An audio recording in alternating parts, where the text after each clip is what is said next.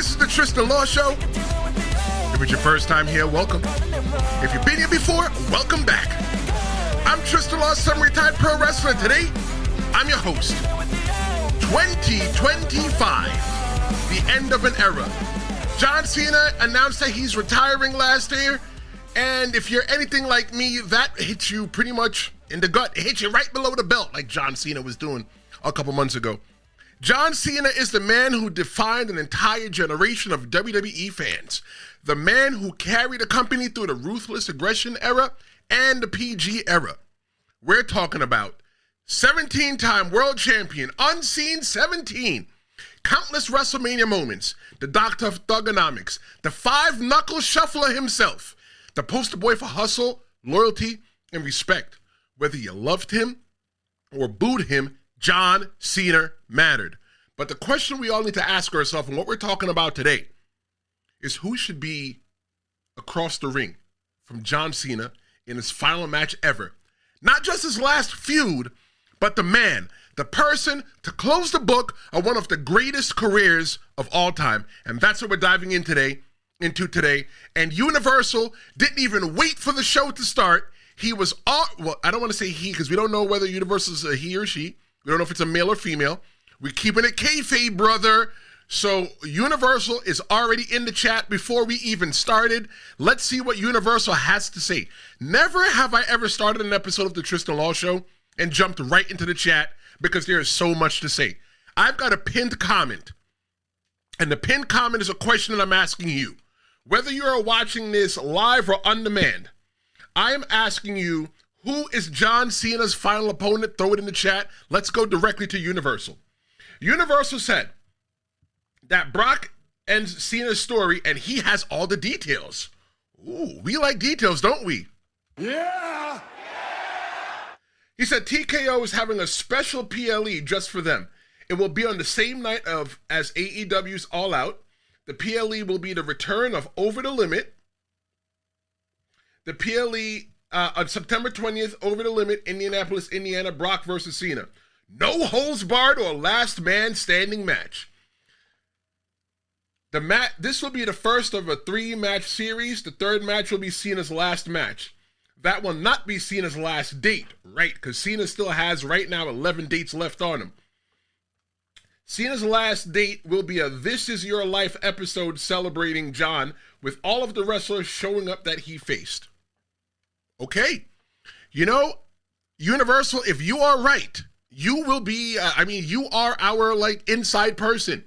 We don't know whether you work for WWE or whether you're sitting in the writer's room, but I do appreciate the time that you come here and you share with us. Here's my thing about no holds barred matches, and thank you for your comment. I don't like no holds barred matches, and the reason why I don't like no holds barred matches is because what moves are barred. If you're going into the match and no holds are barred, then there's no reason to have a no holds barred match. A match where you'd be like, all right, we're going to go ahead and do this match because we're not doing it. But you know what, Universal? That's something for us to think about. We can go forward. Look, should WWE go head to head with AEW? If you had to ask me who I'm going to watch, you already know who I'm going to watch.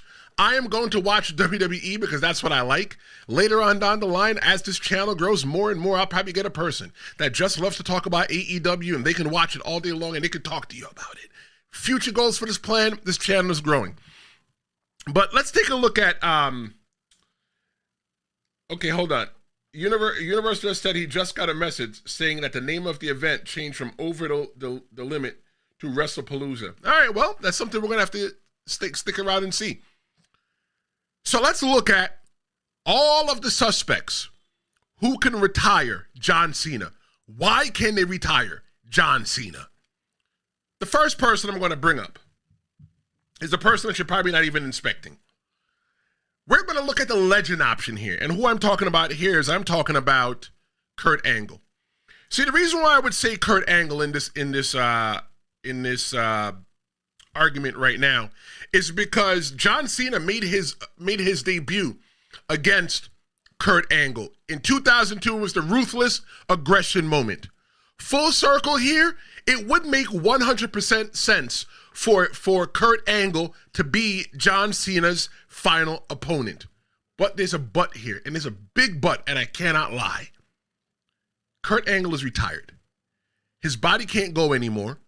Kurt Angle is 56 years old with 5 children and is a family man these days. And he was even retired himself at WrestleMania 35 with Baron Corbin. Kurt Angle would be nice. It would be great for Kurt Angle to come back. But the question I would ask is, what would that do for the wrestling business? I think that's a feel-good moment. I don't think it's the appropriate moment for John Cena. It would be nice. Maybe Kurt Angle could be one of the people that John Cena has to see on his way out, but I don't think it's the person that should end his career. But if you expect under any circumstances that Kurt Angle is going to come back just for John Cena to retire, let me tell you something. I got 3 bridges in Brooklyn I can sell you, and what I'll do for you, because you're a loyal watcher of the show, I'll give you the water for free.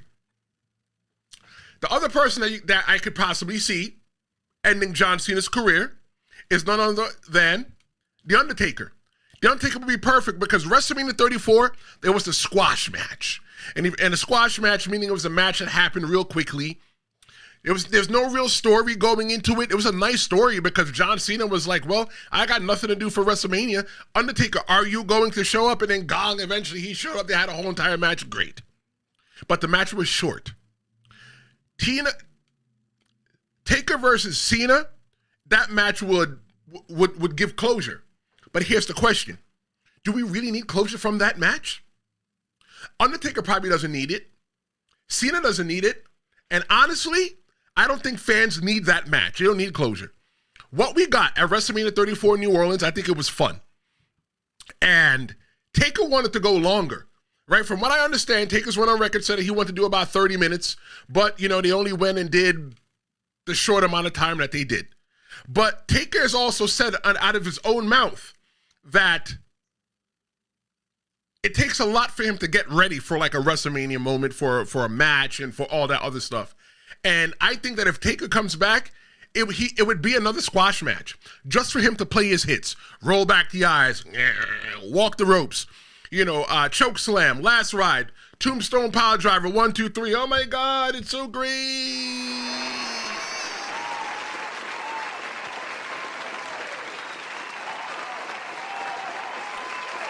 But Undertaker makes sporadic appearances. And as recent as July, where he choke slammed Trick Williams on NXT. I don't think that Undertaker is the perfect person to end the match, to end John Cena's career, because the question I'm asking is, what does it do for the wrestling business? One of the things that you learn in pro wrestling school is to leave the pro wrestling business better than you found it. That's what the name of the game is here. Can you leave the pro wrestling business better than when you found it? That's what we all ask ourselves. John Cena versus Undertaker would be very emotional. 100%.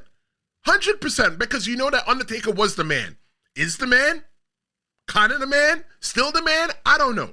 But that Undertaker is the man. And it would be emotional and poetic, but I don't think it'd be realistic for what WWE fans are looking for. Undertaker spent 29 years as The Undertaker. I may be off 1 or 2 months, years, weeks, days. But I think that The Undertaker is having more fun being Mark Calloway at this point of his life. I don't see anything more than sporadic appearances for him. He'll come out there, probably last ride somebody, probably choke slam somebody, maybe a tombstone, but I don't see anything like that. But here's my question to you, and then I'm going to jump into the comments to see what we got.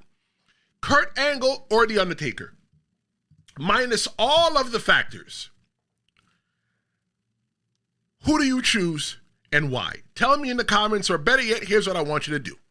I want you to go to the Promo Hotline, the Tristan Law Show official Promo Hotline, 973-826-0101. Cut a promo. You tell me why you think it should be John Cena. No. You tell me why you think it should be Kurt Angle. You tell me why it should be The Undertaker. Tell me why it shouldn't be. Tell me who you think it should be. 973-826-0101. You can call the promo hotline anytime. If you're watching Raw tonight, because tonight's a Monday, and you wake up and you say, you know what, I want to go ahead and cut a promo on Monday Night Raw, call the promo hotline. Do that. I leave that open for you to do that. Kurt and Undertaker, they tug at the heartstrings. But the WWE doesn't just think about legacy. Based on one of my last episodes, they only think about dollars, and this is where the business side kicks in. When you are looking at the business of the WWE, there's only one person that I can mention right now. But let's go to the chat real quick. Let's see what we got.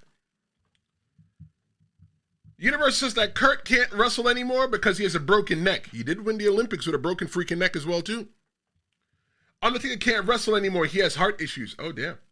Neither of them can get medically cleared. Tristan, remember what I told you about Naomi a few months ago? It's happening tonight. Bye-bye, Naomi. Naomi got pregnant when she left in May, but is now unhealthy for Naomi's baby to continue wrestling. You know what? I wanted to make an episode about, thank you for your comments, about everybody wondering what's happening with Naomi. I did see online that somebody says, well, the WWE owes us an explanation. We are not owed an explanation into anybody's personal life. If it was something that Naomi wanted us to know, she would have posted it on social media. Maybe they're waiting for the right time. Maybe WWE has to figure out what they're going to do with the championship first before they just say, hey, you know, we're just going to take the title off of her and whatever. But you know what? If she is pregnant, congratulations to her. Because I tell you, as being a father, as being a parent, one of the greatest things you can ever do in the world is to be a parent. Thank you for your comments. Let's look at the business option now. Who is going to be the person that I think business-wise could finish John Cena's career? There's only one person. I ain't gonna lie. And you know what? We are already there. I'm talking about Brock Lesnar. Brock Lesnar's a proven draw. Brock Lesnar and John Cena together equal money. They both came up together in the WWE, and they've had great matches. And I can't sit here and just pick out all the matches because we'll be here forever, and some of us got to go to work today. Backlash 2003, Extreme Rules 2014, the iconic 2014 win of Brock Lesnar over John Cena. And then 11 years later, Brock Lesnar walks out, unexpected, at MetLife Stadium at WWE's first ever two-night SummerSlam in a stadium that I was there live for both nights. He drops John Cena and then walks out. We are getting, me personally, I know that Universal has already spoken his piece already, or their piece already, but we're getting Brock and John Cena. We're getting that. It's happening. But I don't think it's John Cena's final match. And I can support my statement. I know Universal has already had, something different to say about that. But I honestly believe that Brock Lesnar should not be John Cena's match. Stick around because we're going to talk about that. The business choice, the best choice of business is Brock Lesnar versus John Cena to end his career, to send John Cena packing. But it doesn't pass the torch. Just like Universal's mentioning, there's a rumor and innuendo right now that Brock Lesnar versus Cena might counter AEW All Out in September. If they do that, they'd have to stretch the match. If Brock Lesnar's the last opponent, they'd have to stretch it all the way till December because John Cena's only got a couple more dates left. After September, he might have 8 dates left until December, if I did the math right, real quick in my head. But when you look at Brock, when you look at John Cena together in the ring, their whole entire rivalry is characterized by high-impact moves, which feature Brock's dominance and Cena's resilience. There is no hustle, loyalty, respect without standing in the ring across from Brock Lesnar. Yeah, he would have got it from the great Khali, but, ain't nobody really talking about the great Khali these days, are we? Yeah! John Cena and Brock Lesnar have been in the ring so many times. John Cena has been to Suplex City so many times that he probably even has a street named after him.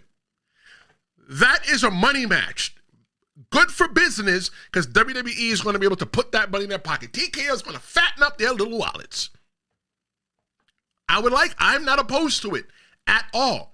It would be perfect because Brock Lesnar doesn't show up every single day.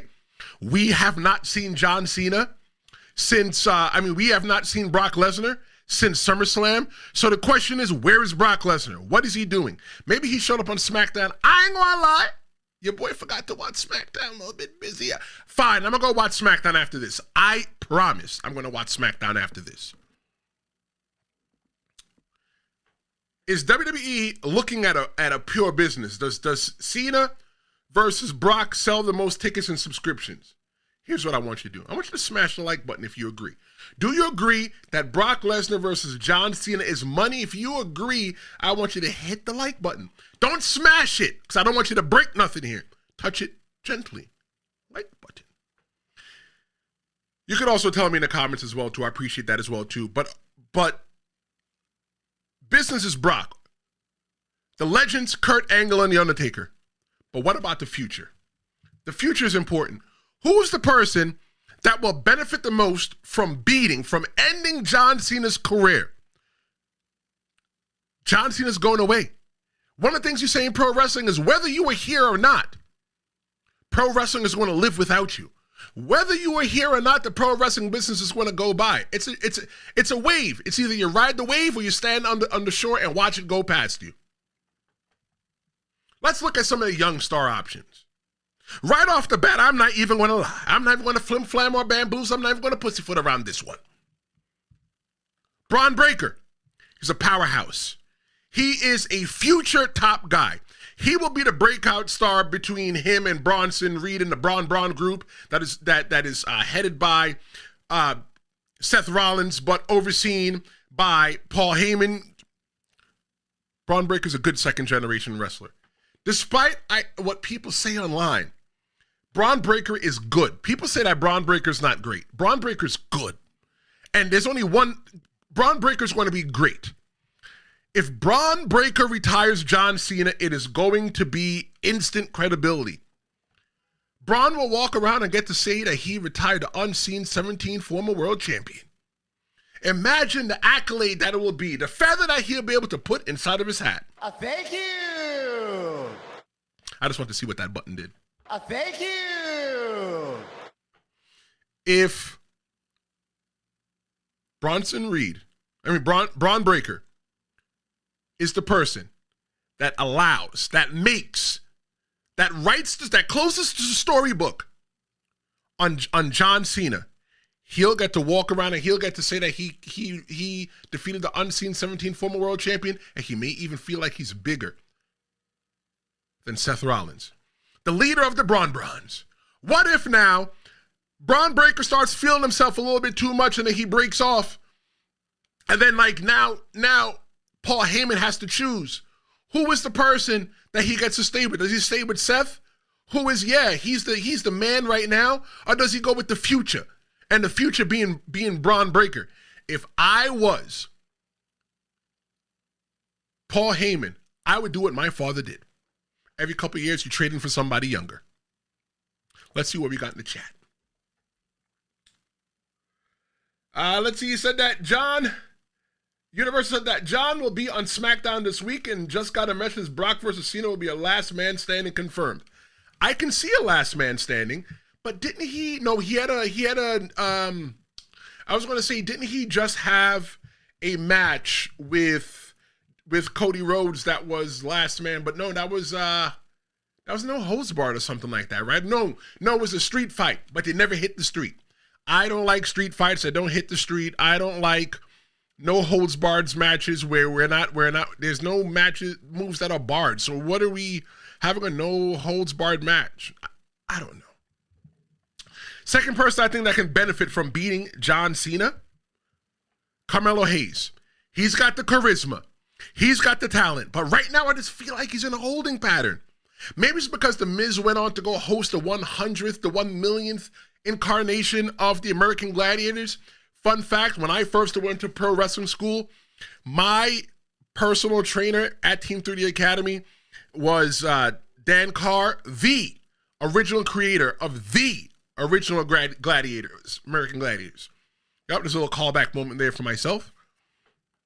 But Carmelo Hayes, since he's been up on the main roster, he has had no special accolades other than winning the Andre the Giant Memorial Battle Royal. Let me tell you something.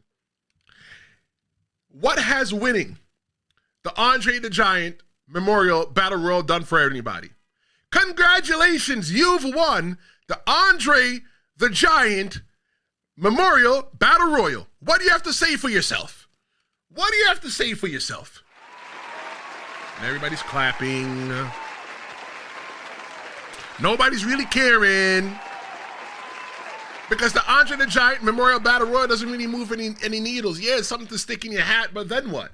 It's something that you do with the mid-card. It's not like winning the King of the Ring or winning the Battle Royal, the Royal Rumble. It's not like winning Money in the Bank. It's not like winning a number one contenders match. When you win the Andre the Giant Memorial Battle Royal, like you're just like, yeah, you did it. You get a big trophy that you probably don't get to take home because what you got to do, FedEx at home? I don't know. Cena has praised Carmelo Hayes publicly, and it's a torch passing moment if Cena even endorses him in the ring. But I don't see this as having a high impact on the pro wrestling business's future or even Carmelo Hayes. But you have to understand that right now, as we talk about this, it is the middle of August and we have to wait and see. When I say impact on the wrestling business, I don't care what anybody says. The WWE, they steer the ship. They steer the ship on what happens with pro wrestling. If WWE is doing good, everybody's doing good.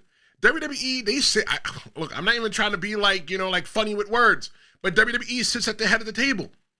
If the WWE can't have fun, none of the homeboys can't get none. That's just how it is. WWE sets the standard. So whoever John Cena crowns as the next person, that person is going to be the number 2 person next to Cody Rhodes, because Cody Rhodes is the one that's leading this generation right now. Who's going to be that other person? One of the other people who I feel could benefit a lot from beating John Cena is none other than Solo Sikoa. Solo Sikoa came in as the bloodline enforcer.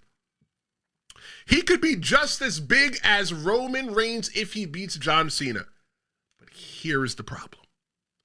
Solo Sikoa, his personality came out a little bit too late in the game. He came in as the enforcer. He didn't talk. He had no personality at all. And that is why when Jacob Fatu was in the new Bloodline 2.0 with Solo Sikoa running it, that is why Jacob Fatu has been able to transcend pro wrestling and become a bigger star as quickly as he has now. I think that is the reason why WWE is rubbing Solo Sikoa up together. That's why Solo Sikoa is getting the rub from Jacob Fatu, because Jacob Fatu is a star.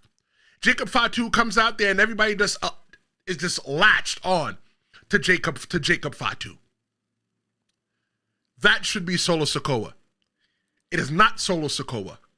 But somebody like Solo Sikoa could definitely benefit from John Cena being in the ring with John Cena and ending John Cena's career, so that Solo doesn't get left behind.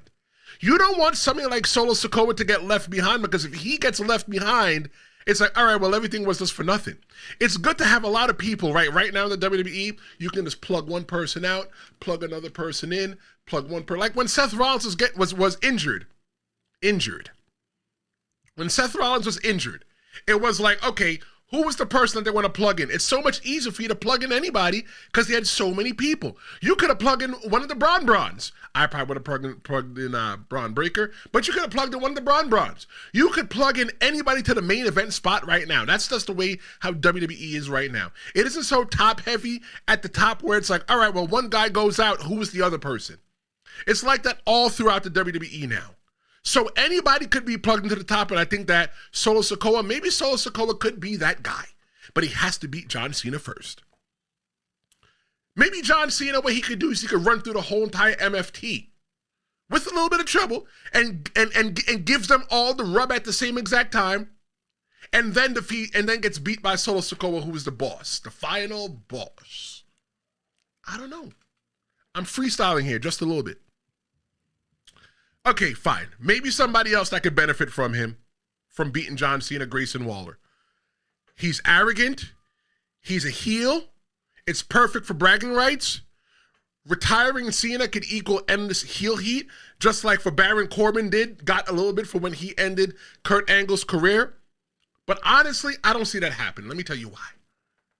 I see Grayson Waller as a goof right now. And I see him as a goof even when he was with Austin Theory. I don't know. Maybe the character that he's playing is not true to who he is. I don't know. But Grayson Waller, he's running around and he's playing grab ass with the New Day.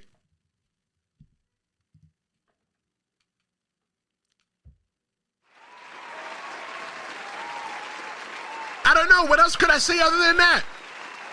I don't see Grayson Waller.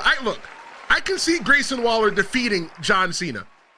But I don't see Grayson Waller having any kind of after effect, like, yeah, okay, he beat John Cena. So what? You're like mid card. You're not even mid card. You're mid card. I'm not saying that as a disrespect, but I would like to see if Grayson Waller is going to be that guy. He could be that guy. He just got to be taken a little bit more seriously. Stop running around playing grab ass with the New Day.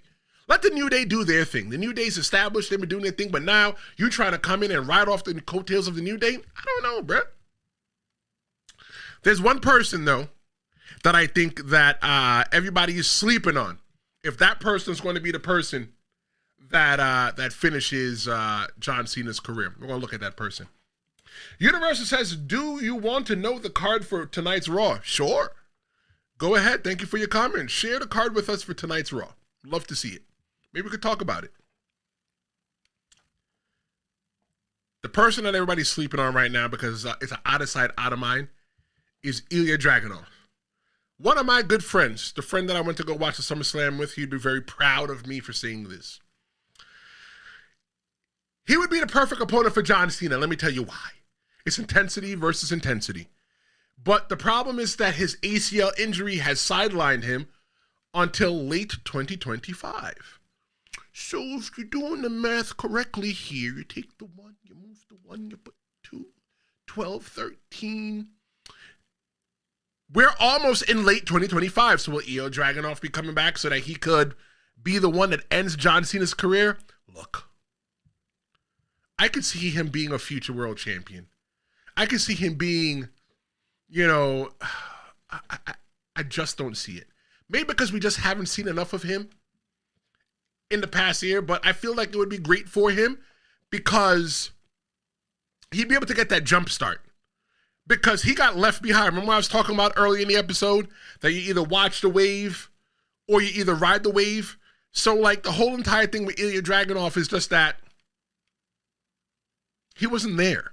He hasn't been there. Not on any fault of his own. He's injured. What do you want from the guy? To come wrestle with half a knee? But I think it would be great for him to come back and be able to say that he defeated John Cena and could keep moving on. But then, he's done great things. He's wrestled some of the future legends of pro wrestling like Gunther. Hell of a match at NXT UK TakeOver. It was an NXT TakeOver 35 for the NXT UK Championship. Watch it. Great match. Great match in itself. But Dragunov beating John Cena would definitely make him an instant star. So here's my question for you. Who do you want John Cena to pass the torch to? Is it to Bron, Melo, Solo, Waller? Let me know right now in the comments. Tell me in the comments. Or you know what? Once again, look, we always keep that hotline ready. I like it when my hotline bling. 973-826-0101. Call the promo hotline. Be a part of the show. Whether you're watching this live or on demand, call the number. I don't care when you call the number. You call the number and you say, this is how I feel. This is what I think about pro wrestling, because it doesn't matter. It doesn't matter when you call. Call anytime. I'm going to start eventually featuring good messages on the show. and I haven't been getting any fire. If you leave fire at 973-826-0101, I guarantee I'll put you on the show. Bring me the fire. That's what I want to see. Here's the thing. The decision of who John Cena faces in his final match, it's not simple. It's not business. It's not nostalgia. It's not just legacy. It's all of those at once. It's business, it's nostalgia, and it's legacy all together. Yeah, it could be Brock. Brock is good for business, not even going to lie. Kurt Angle and The Undertaker, emotional closure. It just works. Legacy, if it's one of the legacy stars, it's WWE. They're future-proofing the WWE and pro wrestling. What does WWE value most? Cash, closure, or the next generation? Obviously, the WWE values cash. If you're a business and you don't value cash, I don't know why you're even in business. What do? You value hugs, handshakes, high fives? The next generation of pro wrestling of the WWE is important, and John Cena's been doing a great job with everyone. Look at what he did for Cody Rhodes. He made Cody Rhodes just a little bit more legitimate. He put his stamp on Cody Rhodes. But who is going to be the person that stands up there with Cody Rhodes? Cody Rhodes should be taking somebody that is a mid-card and leveling them up. Yes, Seth Rollins is already there. Maybe it's LA Knight. I don't know. But look at what Brock Lesnar beating The Undertaker did for Brock Lesnar, and Brock Lesnar was already a star. Imagine what it could do for a Grayson Waller, a Solo Sikoa, or a Bron Breakker. If you were Triple H, right? Drinking the water, the beard, spitting it, Stephanie's your wife. What path would you take? Business, nostalgia, or the future? Let me know in the comments. You already know I like to hear from you in the comments. Whether you're watching this live or you're watching this on demand, I read every single comment. We can debate this forever, but the truth is this. No matter who's standing across Cena, his final match is going to be something bigger. At the end of the day, John Cena's career has been more than wins and losses. It's always been about moments. You can't really remember, you might not be able to really remember how John Cena's matches ended, but you always remember the moments. There's a match in my head, John Cena versus the Great Khali at Extreme Rules 2007, my first ever WWE pay-per-view, right before I went to pro wrestling school. There's moments in the match that I remember. I don't care about the whole match. I don't think Great Khali was the greatest, but that's what we're talking about. But you're looking at the moments from like rapping on SmackDown to carrying the pro wrestling industry on his back, from Make-A-Wish breaking records there to Hollywood stardom. John Cena has always been one thing. He's been the constant.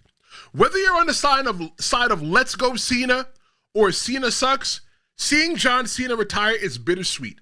But the last page of his book matters, and the man who's standing across from him in that final match will be a part of his story, all while creating a chapter of their own. So I'll end with this. Who do you want to see wrestle John Cena in his final match? A legend? A beast? The future? Drop your pick in the comments or hit me on that hotline. Let's keep the debate alive, because after all these years, there's one thing that's still true when it comes to Cena. You can't see him, but you'll never forget him. Thank you so much for watching another episode of the Tristan Law Show. If you like what I did today, be sure to like, share, and subscribe. I'll be back Wednesday for another action-packed episode of the Tristan Law Show, and I want you to be there. We're growing real fast here at the Tristan Law Show. We're doing big things. Don't forget to subscribe to the newsletter. The link is in the description. I'm Tristan Law. This is the Tristan Law Show, and I'll see you next time.